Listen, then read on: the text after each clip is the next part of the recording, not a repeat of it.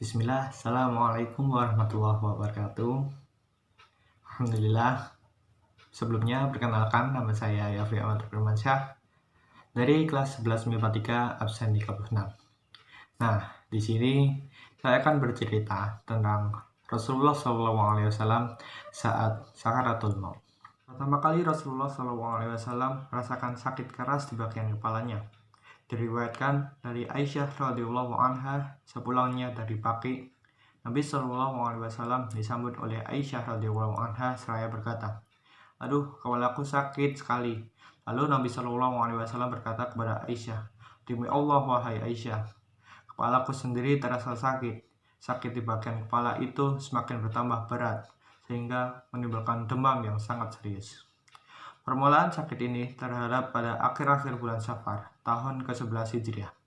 Dalam pada itu, Aisyah radhiyallahu anha senantiasa mendampinginya dengan sejumlah ayat-ayat Al-Quran yang berisi muawizat atau permintaan perlindungan kepada Allah.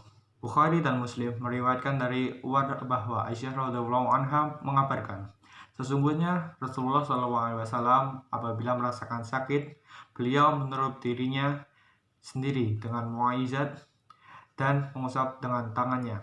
Dan ketika mengambil sakit kepala yang kemudian diusul kematiannya, itulah aku yang meniup dengan muawizat yang biasa digunakan, lalu aku usap dengan tangan Nabi Shallallahu Alaihi Wasallam. Pada istri beliau memahami keinginan Nabi Shallallahu Alaihi Wasallam untuk dirawat di rumah Aisyah karena mereka tahu Nabi Shallallahu Alaihi Wasallam mencintainya dan merasa tentram dilewat olehnya.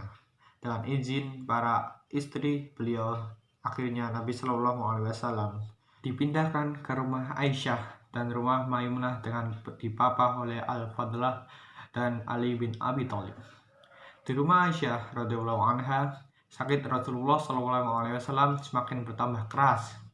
Mengetahui para sahabatnya sudah mulai cemas dan bersedih karena dirinya, maka Nabi SAW bersabda, "Siramkanlah aku dengan 7 girbah air, karena aku ingin keluar berbicara kepada mereka."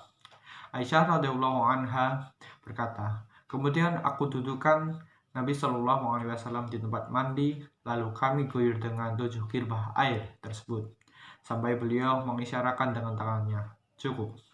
Kemudian beliau Rasulullah SAW keluar dengan berkhutbah kepada mereka. Beliau keluar dengan kepala terasa pusing, lalu duduk di atas mimbar. Pertama-tama, Nabi SAW berdoa dan meminta ampunan untuk para mujahidin Uhud. Lalu bersabda, "Seorang hamba diberi pilihan oleh Allah Subhanahu wa Ta'ala atas diberi kekayaan dunia atau apa yang di sisinya. Lalu hamba itu memilih apa yang di sisinya." Serta merta Abu Bakar menangis karena mengetahui apa yang dimaksud Nabi SAW. Seraya berkata dengan suara keras, "Kami tebus engkau dengan bapak-bapak dan ibu-ibu kami." Kemudian Nabi SAW bersabda, "Tunggu sebentar wahai Abu Bakar. Wahai manusia, sesungguhnya orang yang paling bermula hati kepadaku dan dalam hartanya dan persahabatannya ialah Abu Bakar. Seandainya aku hendak mengangkat orang sebagai khalil atau teman kesayangan, maka Abu Bakarlah khalilku." Akan tetapi, persaudaraan yang sejati adalah persaudaraan Islam. Tidak boleh ada khawkah atau lorong di masjid kecuali khawkah Abu Bakar. "Sesungguhnya aku adalah tanda pemberi petunjuk bagi kalian dan aku menjadi saksi atas kalian. Demi Allah, sesungguhnya sekarang ini aku melihat telagaku. Sesungguhnya aku telah diberi kunci-kunci dunia. Demi Allah, aku khawatir kalian akan menjadi musyrik sesudahku, tetapi aku khawatir kalian akan berlomba-lomba merebutkan dunia." Kemudian Rasulullah SAW kembali ke rumah dan sakitnya bertambah berat. Aisyah radhiyallahu anha berkata, "Pada waktu sakit, Rasulullah SAW pernah berkata kepadaku, 'Panggillah kemari Abu Bakar, bapakmu dan saudaramu, sehingga aku menulis suatu wasiat. Sebab aku khawatir ada orang yang berambisi mengatakan, aku lebih berhak, padahal Allah dan orang-orang mukmin tidak rela kecuali Abu Bakar.'"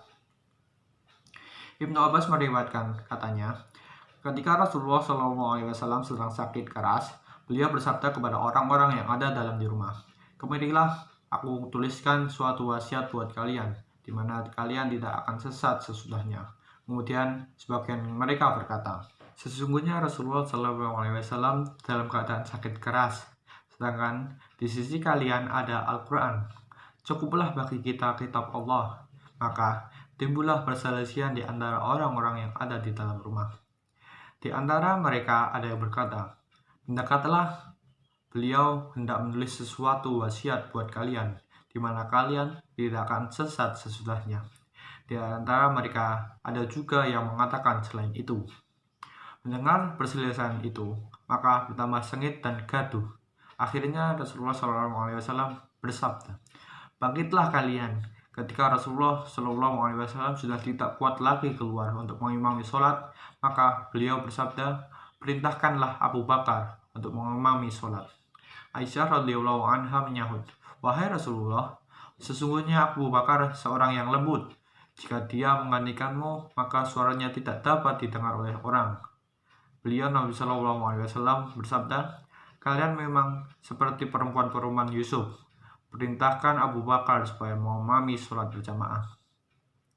Setelah itu, Abu Bakarlah yang bertindak sebagai imam sholat berjamaah. Pada suatu hari, ketika Rasulullah SAW merasa sudah tidak merasa agak enak, badan Nabi SAW keluar, kemudian mendapati Abu Bakar sedang mengimami sholat berjamaah. Melihat kedatangan Rasulullah SAW ini, lalu Abu Bakar mundur, tetapi diberi isyarat oleh Nabi SAW akan tetap di tempatnya. Kemudian Nabi SAW duduk di samping Abu Bakar, lalu sholat mengikuti sholat Nabi SAW yang dilakukan dengan duduk itu. Sementara orang-orang sholat mengikuti sholat Abu Bakar. Orang-orang merasa gembira karena melihat Nabi SAW tersebut. Tapi sebenarnya sakit beliau semakin bertambah serius, dan rupanya hal itu merupakan kesempatan terakhir Rasulullah SAW keluar melakukan sholat bersama orang banyak. Ibnu Mas'ud meriwayatkan, katanya, "Aku pernah masuk membesuk Rasulullah SAW ketika beliau sedang sakit keras.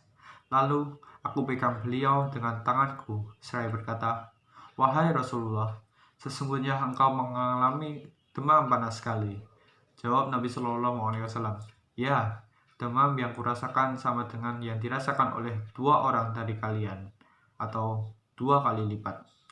Aku katakan, 'Apakah hal ini karena engkau mendapatkan 2 pahala?' Nabi SAW menjawab, 'Ya, tidaklah seorang muslim menderita sakitnya itu kesalahan-kesalahannya sebagai daun berguguran dari pohonnya.' Dalam keadaan sakit keras seperti itu, Rasulullah SAW menutupi wajahnya dengan kain. Apabila dirasakan sakit sekali, maka beliau membuka wajahnya lalu bersabda, 'Semoga laknat Allah dilimpahkan ke atas orang-orang Yahudi dan Nasrani yang menjadikan kuburan para nabi menjadi sebagai masjid.' Seolah Nabi SAW memperingatkan kaum muslimin dari tindakan seperti itu. Itulah tadi sedikit cerita perjalanan Nabi SAW pada masa sakaratul maut. Semoga dari cerita tersebut kita dapat ambil hikmah dan sebagai pembelajaran dalam kehidupan kita sehari-hari. Demikian dari saya, ada kurangnya saya mohon maaf. Wabillahi taufiq wal hidayah. Assalamualaikum warahmatullahi wabarakatuh. Syukran ya Rabbi, syukran, hadaita qalbi, syukran.